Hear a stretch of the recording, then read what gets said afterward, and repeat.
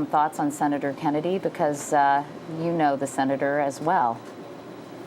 Well, I was 8 years old when he first went to the Senate, so I've literally grown up watching him in Washington, and of course my prayers are with him and his wife and for the whole family.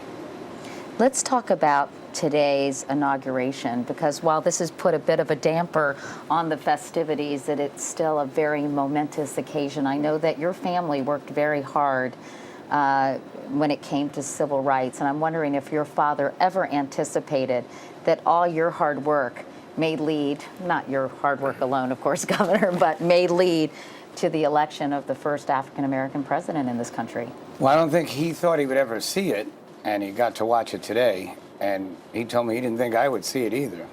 But it is a fulfillment of a dream that African-Americans, both the living and the dead, have struggled for a couple of centuries to try to build a movement that would bring economic and political and social justice to African Americans. But really what touched me was the effect that this inauguration has had on white Americans.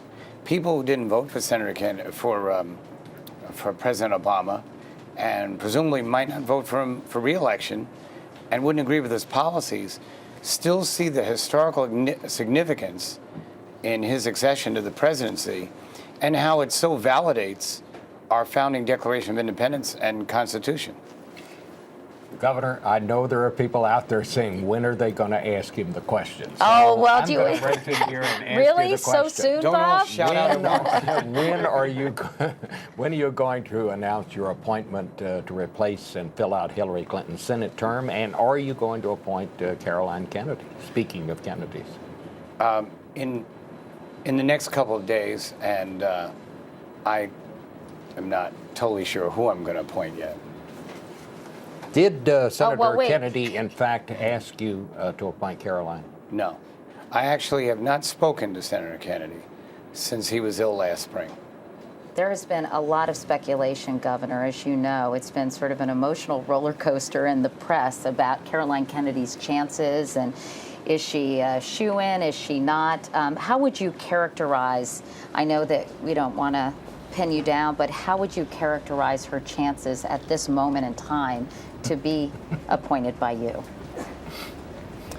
I don't know that I can characterize her chances until, or anyone else's, until I make an actual selection. Now, what I would say is we had 10 or 11 candidates, and to be fair to the other candidates, we have some extraordinary people in New York, elected and unelected, who came forward and qualified. And I think that the attention paid to one of them has detracted from some of the great works of many of them. But I know that you said after a recent conversation she certainly didn't disqualify herself. So I guess my understanding is it's safe to say she continues to be under serious consideration for this job? Well, I was very impressed by her in our conversation, and found her to be very hardworking, very forthright, and she had some faux pas with the media when she first started, as have a number of people who've gone on to be outstanding in their service.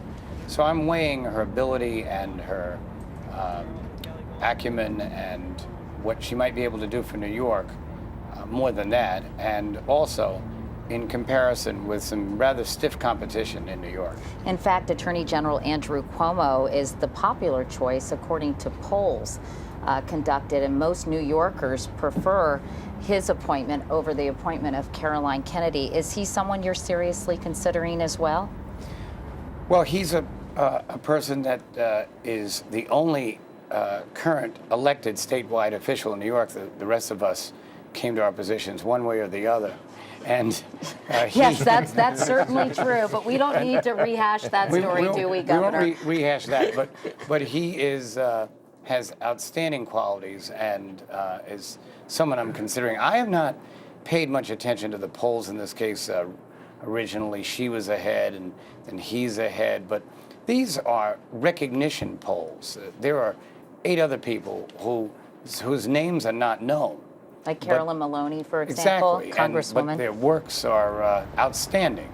And they, given the opportunity, will be as well known as some of the candidates whose names are more familiar.